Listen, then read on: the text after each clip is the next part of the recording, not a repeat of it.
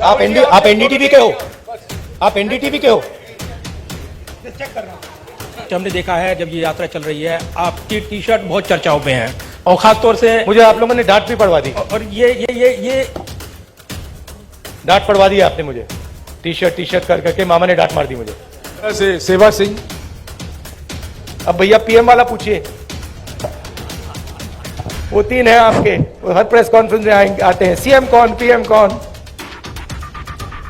तो आपको डिसाइड करना पड़ेगा राहुल गांधी क्या है, कौन है, क्या नहीं है, क्या बदलाव आया, क्या बदलाव नहीं आया। उसमें थोड़ी सी सच्चाई आप बोल सकें तो अच्छी बात होगी, और नहीं बोल सकें तो वो भी ठीक है। नमस्कार सर, आपने कहा कि अब लड़ाई तपस्या की है, राजनीतिक नहीं, तो क्या अब आप तपस्वी हो गए हैं? मैंने प्रेस कॉन्फ्रेंसेस में 3-4 बार कहा है कि हमारा लक्ष्य यात्रा का है और आप लोग डाइवर्ट करने की कोशिश करते हो। पता नहीं आप यात्रा को दिखाते ही नहीं हो। आपको कहा गया है कि भाई यात्रा को दिखाओ मत। सोशल मीडिया में मतलब बवाल मचा हुआ है, तूफान आया हुआ है, मगर नेशनल मीडिया में कुछ नहीं दिखाया जाता। और फिर आप प्रेस कॉन्फ्रेंस में आते हो, कहते हो भैया चलो एक डिस्ट्रैक्शन मारते हैं, सीएम कौन होगा, पीएम कौन होगा। अगला सवाल आएगा पीएम कौन होगा, देख लेना, आएगा, पक्का आएगा कि डिस्ट्रैक्ट करना है भैया, सीएम कौन होगा, पीएम कौन होगा। फिर उसके बाद आएगा सवाल ऑपोजिशन यूनिटी नहीं है, वो भी आएगा। तो आप करिए जो आपको करना है, मुझे भी करना है काम। Thank you. अमर उजाला जागरण से अश्विनी शर्मा। यात्रा शुरू होने से पहले के राहुल गांधी और करनाल तक पहुंचे, इसमें कितना अंतर आया है आपके अनुभव में और व्यक्तित्व में? भैया ये तो आपका डिसीजन है, ये तो आप लोग जज, जूरी और एक्सिक्यूशनर हो। मेरा निर्णय तो नहीं है, मेरा डिसीजन तो नहीं है। तो ये तो आपको डिसाइड करना पड़ेगा राहुल गांधी क्या है, कौन है, क्या नहीं है, क्या बदलाव आया, क्या बदलाव नहीं आया। उसमें थोड़ी सी सच्चाई आप बोल सकें तो अच्छी बात होगी, और नहीं बोल सकें तो वो भी ठीक है। पंजाब केसरी से मनोज राणा।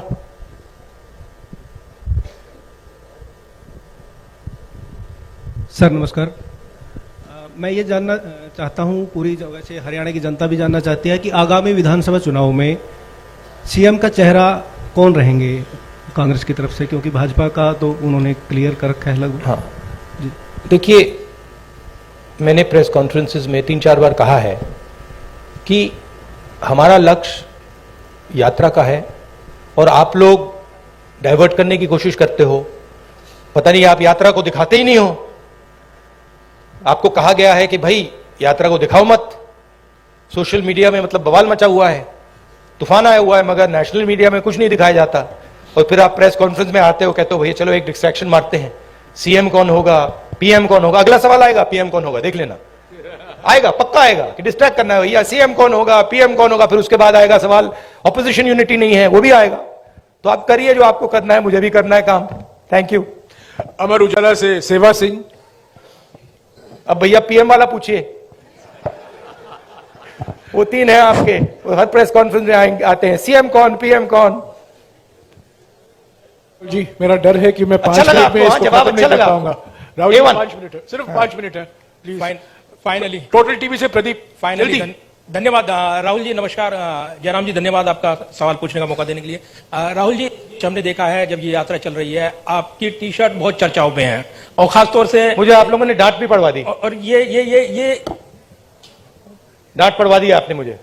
टी शर्ट कर करके मामा ने डांट मार दी मुझे कि तुम कैसे घूम रहे हो।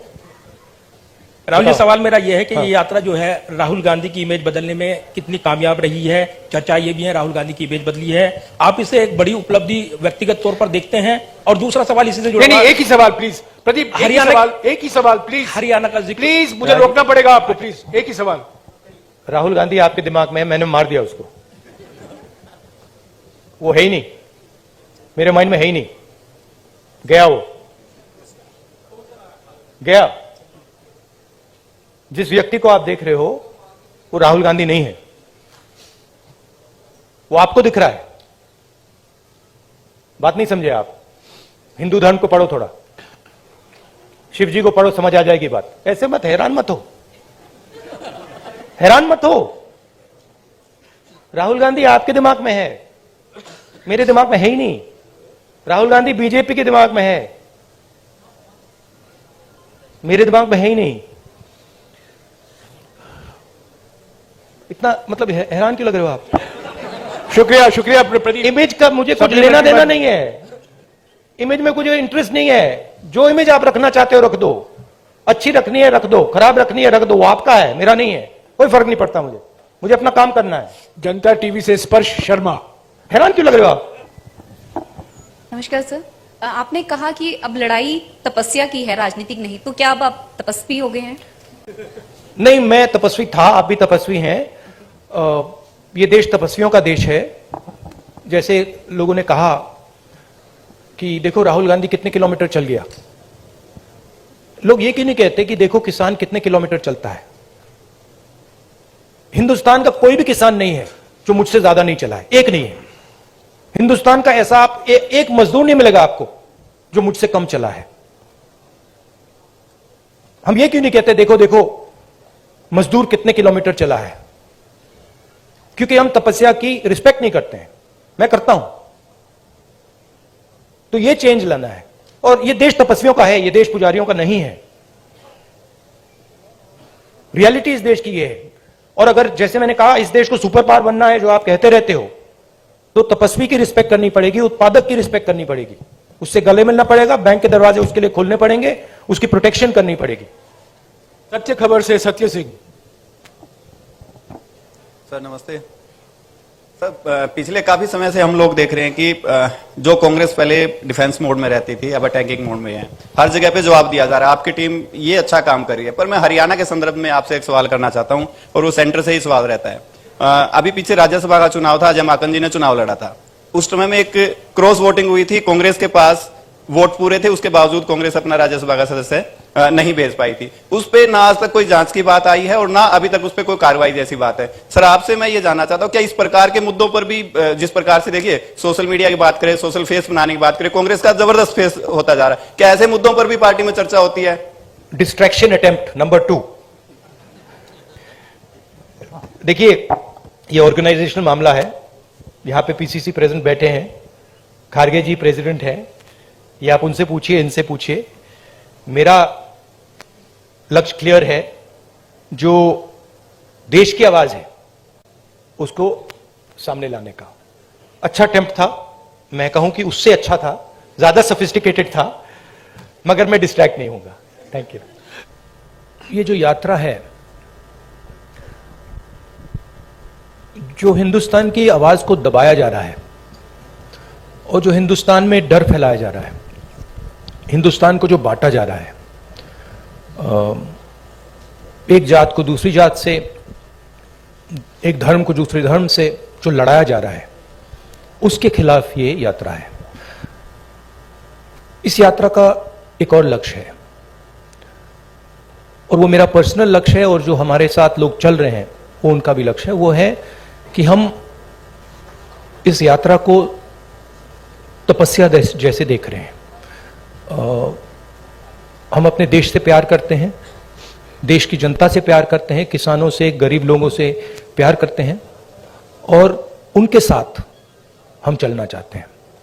तो यात्रा का लक्ष्य पर्सनल है, यात्रा का लक्ष्य देश की जनता को देश की सच्ची आवाज सुनाने का है। अब देखिए, उससे राजनीतिक फायदा हो नुकसान हो उसके बारे में मैं नहीं कह सकता हूं, मगर यात्रा का लक्ष्य अवेयरनेस का है। और जो मेन 3 बातें हैं जो हम सब जगह कहते हैं, भारत जोड़ो, डर के खिलाफ खड़े हो, नफरत मत करो, ये एक मुद्दा है। दूसरा मुद्दा, जो हिंदुस्तान में इकोनॉमिक इनइक्वालिटी हो रही है, जो सारा का सारा धन मीडिया, दूसरे इंस्टीट्यूशंस 2, 3, 4 लोगों के हाथ में है, इसके खिलाफ। और उसके जो नतीजे हैं, भयंकर जो अनएम्प्लॉयमेंट हो रहा है, तेजी से जो महंगाई बढ़ रही है, उसके खिलाफ ये यात्रा है। और लोगों को ये मालूम है कि भाई हिंदुस्तान में बेरोजगारी बढ़ रही है तो उसका कारण है कि पूरा का पूरा धन 3, 4, 5 लोगों के हाथ में है, सबको मालूम है। लोगों को यह भी मालूम है कि वो जो धन का कंसंट्रेशन हो रहा है, पूरा का पूरा पूरी पूरी की पूरी आर्थिक शक्ति जो 3, 4 लोगों के हाथ में जा रही है, उसका नतीजा बेरोजगारी है, उसका नतीजा महंगाई है। लोगों को कनेक्शन मालूम है। तो हम ये बात रखना चाहते हैं और बहुत सक्सेसफुली ये बात यात्रा ने रखी है। इसलिए मैं आपसे कह रहा हूं कि जहां भी हम जा रहे हैं यात्रा इंप्रूव हो रही है। तो अब ये हमारा लक्ष्य था। दैनिक जागरण से नहीं अश्विनी शर्मा, नहीं बताता हूं। देखिए,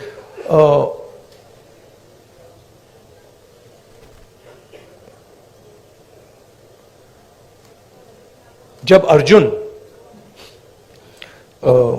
मछली की आंख में तीर मार रहा था तो उसने आपसे कहा, उसने कहा कि आंख में तीर मारने के बाद मैं क्या करूंगा? कहा था क्या? नहीं कहा था ना। उस कहानी का मतलब है, वो गीता में भी है, तुम काम करो, जो होना है होगा, ध्यान काम पे रखो। तो वही थिंकिंग है यात्रा की भी। आपका सवाल अच्छा है। यात्रा के बाद एक और काम होगा, उसके बाद शायद एक और काम होगा, फिर आपको जवाब मिल जाएगा। शुक्रिया राहुल जी।